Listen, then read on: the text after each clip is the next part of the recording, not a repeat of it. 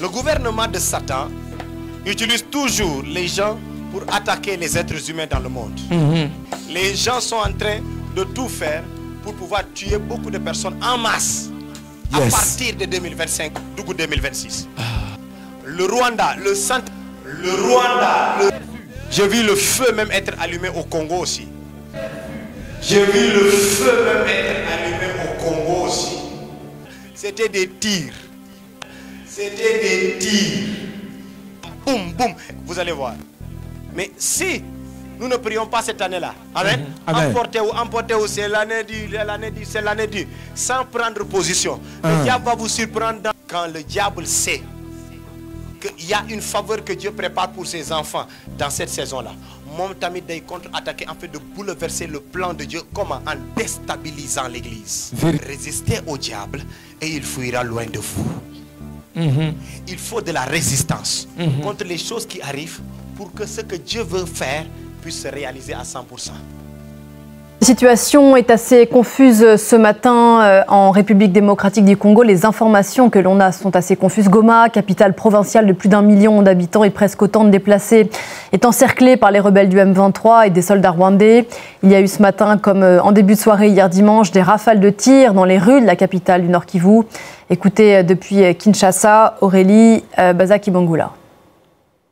Les positions stratégiques de Goma sont tenues par les forces armées congolaises. Il s'agit de l'aéroport, de la ville et de la grande barrière, point de passage entre la RDC et le Rwanda. C'est ce qu'affirment les autorités congolaises dans un point de situation diffusé très tôt ce matin. Alors une réunion de crise s'est tenue à Kinshasa hier soir, dirigée par le chef de l'État Félix Tshisekedi.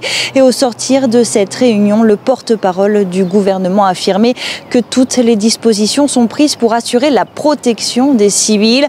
Alors hier soir, des tirs en rafale se faisaient entendre dans le centre-ville de Goma. Des tirs sporadiques se font encore entendre au petit matin selon plusieurs habitants que nous avons contactés. Ils nous ont dit avoir passé la nuit enfermés chez eux dans la peur, d'autant plus que la ville est plongée dans le noir. L'électricité est coupée, les lignes haute tension ayant été endommagées dans les combats. C'est une agression frontale, une déclaration de guerre du Rwanda. C'est ce qu'a dénoncé la ministre congolaise des Affaires étrangères, Thérèse Kwaikwamba Wagner, devant le Conseil de sécurité de l'ONU, réuni dimanche en urgence. Alors la chef de la diplomatie a affirmé que de nouvelles troupes rwandaises ont franchi la frontière et pénétré sur le sol congolais en plein jour. Des renforts qui s'ajoutent aux 3 à 4 000 militaires rwandais déjà présents sur le territoire congolais et qui appuient le M23 selon le dernier rapport des experts de l'ONU.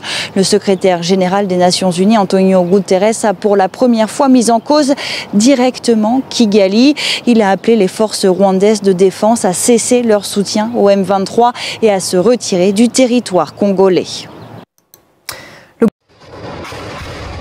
Les coups de feu résonnent dans le centre-ville de Goma alors que des combattants du M23 et des soldats rwandais ont pris d'assaut la ville après un siège de plusieurs jours. Résultat, près d'1 demi-million de personnes ont fui les combats, dont beaucoup de femmes et d'enfants. Plusieurs ont trouvé refuge au Rwanda.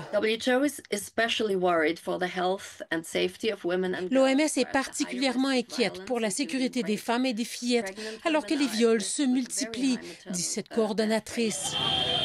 Cette flambée de violence est la dernière escalade en date dans un conflit qui dure depuis 30 ans. L'est de la République démocratique du Congo est la cible des convoitises. On y retrouve de riches minerais indispensables à la fabrication d'ordinateurs et de téléphones cellulaires.